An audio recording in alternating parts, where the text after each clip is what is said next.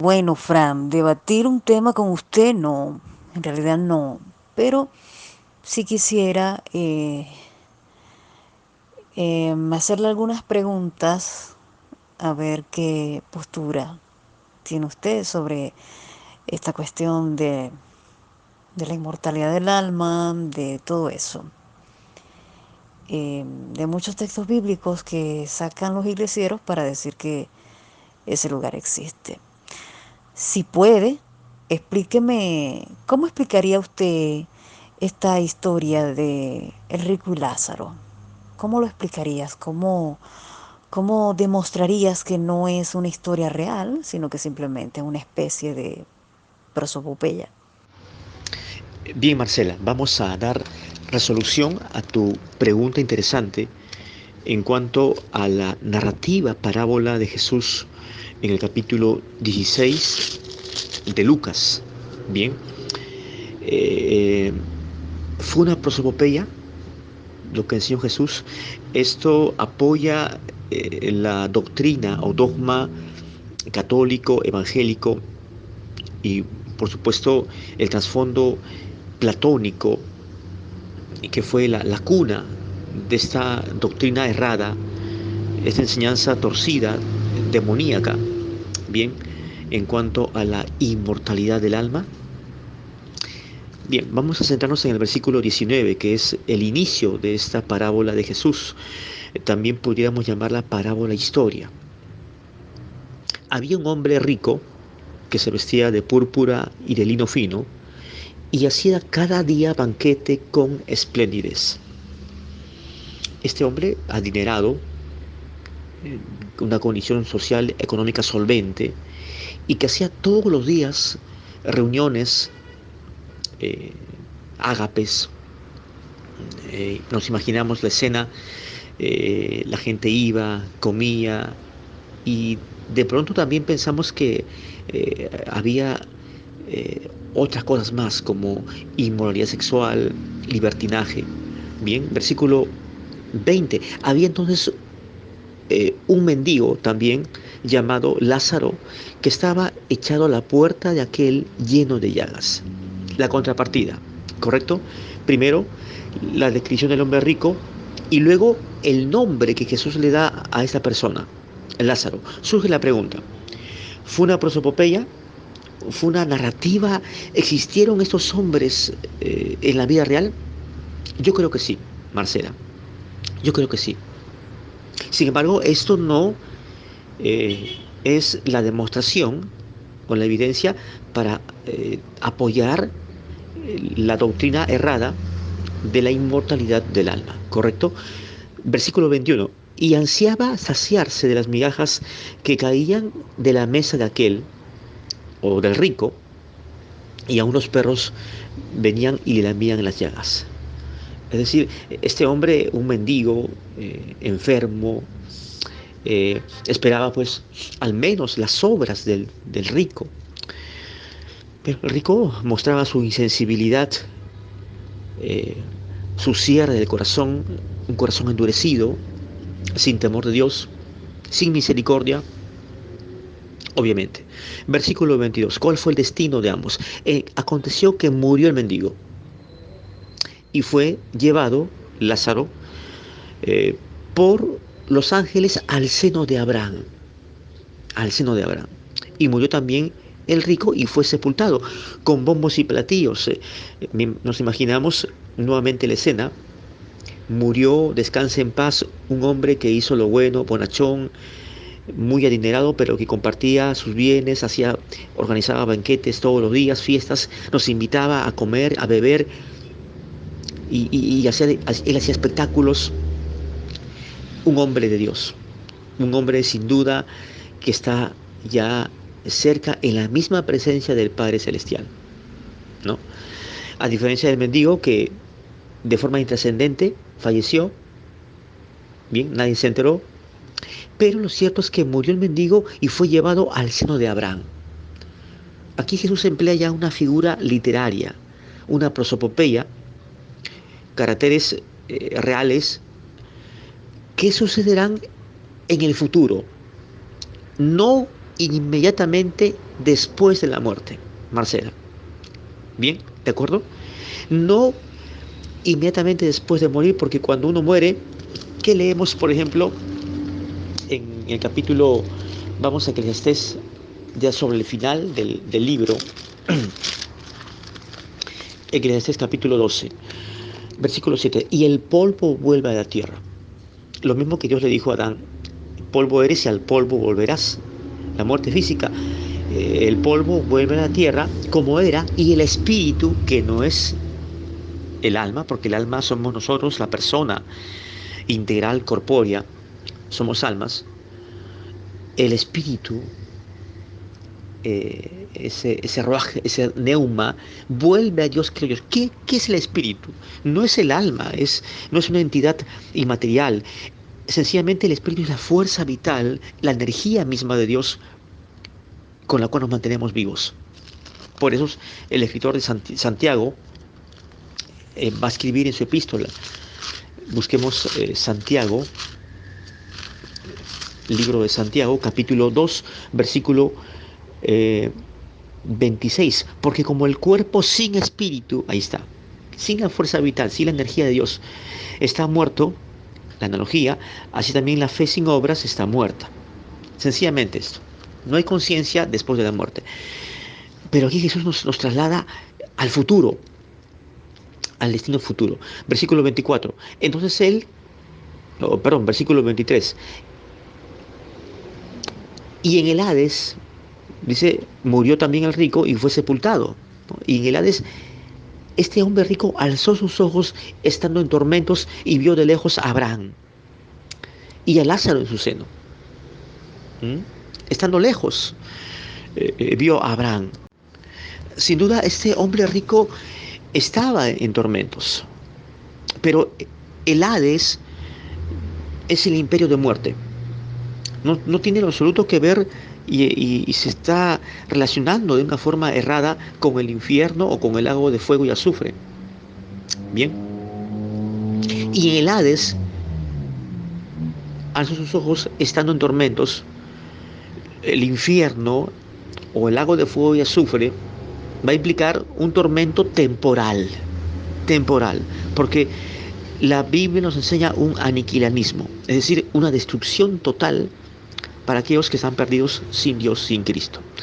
Dice, y vio de lejos a Abraham, es decir, literalmente este hombre rico estaba en tormento, ¿sí? Y de una forma vívida Jesús está dándonos a conocer la historia futura de Abraham, de Lázaro y del hombre rico. Dice, vio de lejos a Abraham y a Lázaro en su seno. Versículo 24. Entonces él, dando voces, dijo, Padre Abraham, ten misericordia de mí y envía a Lázaro para que moje la punta de su dedo en agua y refresque mi lengua porque estoy atormentado en esta llama. Un tormento literal que estaba experimentando este hombre rico, cuyo nombre Jesús lo omite porque es un nombre anónimo, pero sí, como ninguna otra parábola, Marcela, Jesús nombra a este hombre mendigo Lázaro, lo cual nos indica que es una parábola, historia que se va a cumplir, una historia profética, en consecuencia, profética, que espera un cumplimiento después de la resurrección. Versículo 25, pero Abraham le dijo, hijo, acuérdate que recibiste tus bienes en tu vida y Lázaro también males, pero ahora este es consolado aquí y tú atormentado. La contrapartida, ¿verdad? El gozo de Lázaro en la presencia de Dios y el tormento temporal de este hombre rico. Además de esto, una gran cima está puesta entre nosotros y vosotros, de manera que los que queréis pasar de aquí a vosotros no podéis o no pueden ni de allá para acá. Entonces, eso nos describe a la postre el destino futuro, una historia profética de el hombre rico y de Lázaro. ¿Correcto? Versículo 27, entonces le dijo, te ruego pues, Padre, que le envíes a la casa de mi padre, porque tengo 5 hermanos, tenía este hombre, para que les testifique a fin de que no vengan ellos también a este lugar de tormento. Pero era demasiado tarde, ¿no? Y Abraham le dijo a Moisés y a los profetas, tienen, óiganos, o sea, ellos eran israelitas que conocían la ley mosaica, evidentemente. Él entonces dijo, no, padre Abraham, pero si alguno fuera a ellos de entre los muertos, se arrepentirán. Mas Abraham le dijo, o sea, es imposible que un muerto, un fallecido, otra vez vuelva a la tierra, ¿no? Mas Abraham le dijo, si no oyen a Moisés y a los profetas, tampoco se persuadirán, aunque alguno se levante de los muertos, ¿no? En el supuesto que haya un levantamiento de un muerto, de un fallecido. Entonces, esto yo lo entiendo así, es la interpretación que podemos encontrar en esta narrativa, parábola, historia futura, profética, que desarrolló Jesús, la parábola del rico y Lázaro. ¿Cuál es tu interpretación, Marcela? ¿Cuál es tu lectura, tu análisis sobre ese tema? Quiero escucharte. Saludos, hermanos. Gracias y paz. Bueno, hermano, está muy buena la explicación que estás dando sobre esa historia. Bueno, sí, tenemos la misma postura de eso. Yo también pienso que es una prosopopeya. También hay que tomar en cuenta, hacer como la pregunta, ¿qué, ¿de qué sustancia estaba hecho Lázaro, el rico en ese momento? Están allí, qué cuerpos tenían, qué cosas eran, porque pueden decir que, bueno, tenían un cuerpo, que tenían lengua, dedos, ¿verdad? Entonces, los infernistas, pues, que dicen que la persona cuando muere sale una supuesta alma inmortal, entonces esa alma inmortal entonces tiene lengua, dedos físicos, ¿verdad? En ese caso, ¿no? Y en el caso de que digan de que eran espíritus, espíritus, este, inmateriales, pues entonces habría que decir que una persona cuando muere, en el caso de un impío cuando muere, sale la supuesta alma inmortal que es inmaterial y se está quemando en el infierno, está sintiendo, esa alma inmaterial está sintiendo el fuego. Habría que hacer esas preguntas también. Y bueno, y eso que dice, hay gente que dice que cuando el rico en el Hades se levantó y alzó sus ojos, dicen que esa es la resurrección. Dicen que fue que el rico resucita, ¿verdad? Y en ese momento está en el tormento, que es el lago de fuego, donde los impíos reciben la segunda muerte.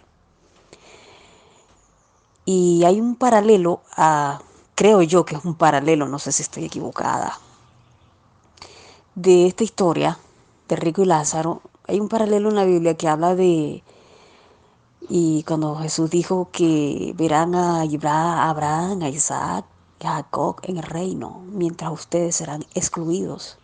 Siento que es un paralelo de esa historia.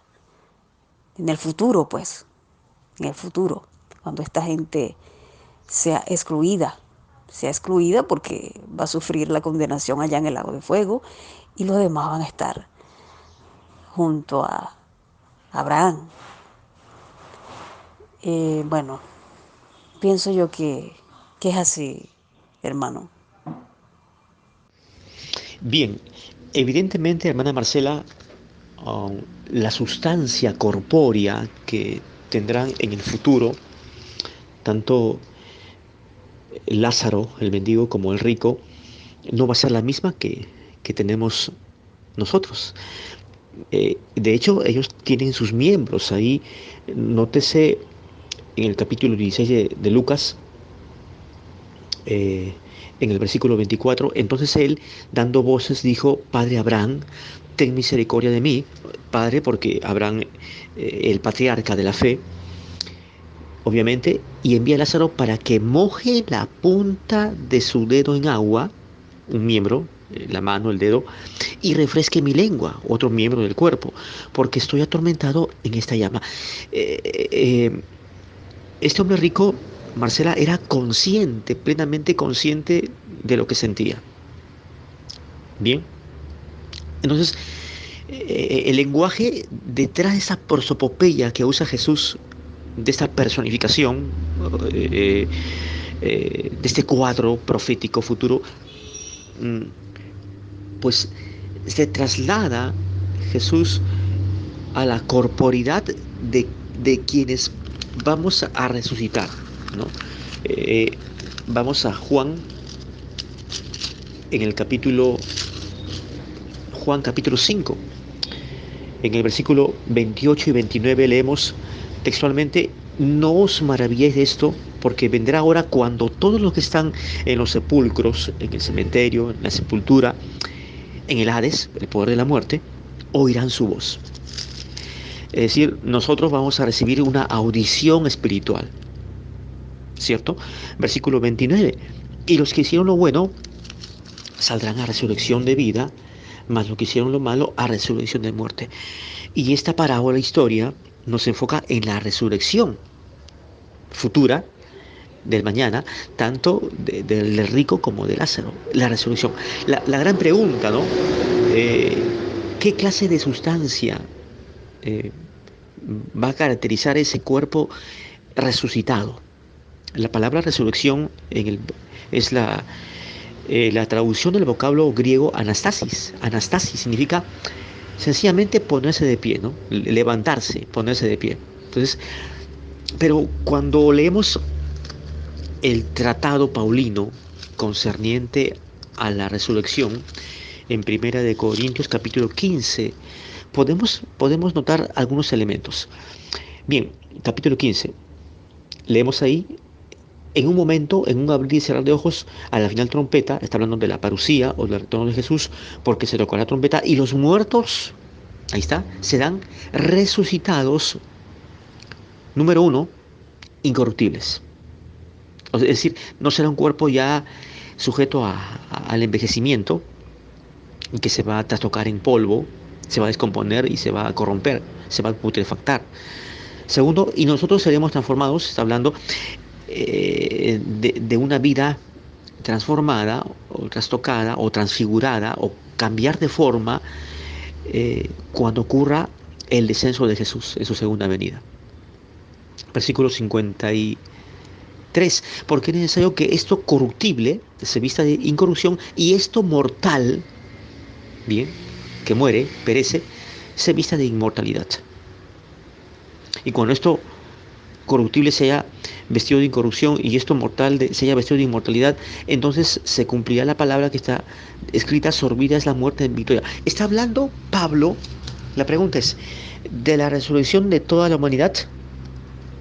No, está hablando de los creyentes, de los creyentes, de los que duermen en Cristo, porque la muerte física es el dormitar del cuerpo. No hay tal cosa como esta creencia absurda de un ente inmaterial que sale, de un espíritu que está flotando ahí en el ultratumba, bien, que está consciente plenamente en el estado intermedio entre la muerte y la resurrección corporal. Y Pablo está hablando de que la resurrección será un estado de un cuerpo glorificado, de un cuerpo incorruptible, ¿verdad? Incorruptible e inmortal, inmortal, ¿no? Pero, ¿cómo se aplica esta resurrección a los no creyentes? Ahí surge la cuestión. Yo considero, hermana Marcela, que un no creyente, un no cristiano como este hombre rico, va a adoptar un cuerpo resucitado, eh, pero no como el nuestro, pero que va a sentir los tormentos del infierno previo a la destrucción, previo a la destrucción, ¿de acuerdo? Un cuerpo que apropiado esto y que a la postre pues será destruido, ¿no? Destruido, aniquilado. En Mateo capítulo 25, bien, Mateo 25, leemos Mateo capítulo 25, este evangelio sinóptico, en el versículo 46. E irán esos al castigo eterno y los justos a la vida eterna. El castigo eterno. El castigo eterno. Y en Apocalipsis, para reforzar esta verdad, hablando del juicio, el juicio final, Apocalipsis capítulo 20, versículo 14. Y la muerte y el Hades, el poder de la muerte, el sepulcro, aquí también se usa prosopopeya, fueron lanzados al lago de fuego, evidentemente, el infierno, el lago de fuego. Esta es la muerte segunda, destrucción, aniquilación. Y el que no se haya escrito en el libro de la vida fue lanzado al lago de fuego. O sea, en ese lago de fuego va a estar el rico, ¿sí? ¿Sí?